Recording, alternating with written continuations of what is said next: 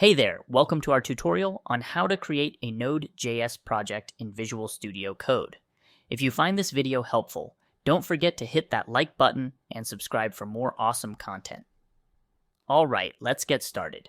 Make sure you have Visual Studio Code opened up on your computer. Before we dive into creating a Node.js project, you'll need Node.js installed on your system. If you haven't done that yet, head over to the Node.js website and download the latest version.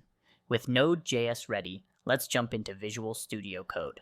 The first step in creating your Node.js project is to initialize a new project. You can do this directly from VS Code's integrated terminal. Open it by going to the top menu, clicking Terminal, and then selecting New Terminal. In the terminal, navigate to the directory where you want your project to be and run the command npm init.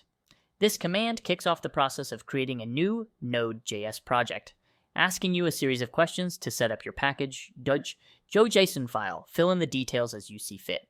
Now it's time to create your main JavaScript file, often named index.js or app.js. Go to the File Explorer in VS Code, right-click in the folder where you want the file, select New File, and name it appropriately. Once you have your main file, you can start coding your Node.js application. Visual Studio Code offers great support for JavaScript with features like IntelliSense, auto-completion, and debugging tools. Don't forget to save your work.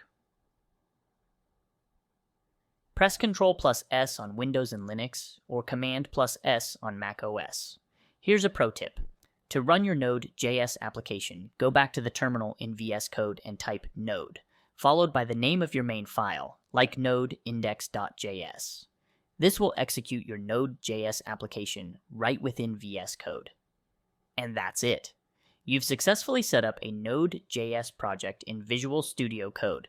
If this tutorial was helpful, please give it a thumbs up and subscribe for more tech tutorials. Happy coding with Node.js, and I'll see you in the next video.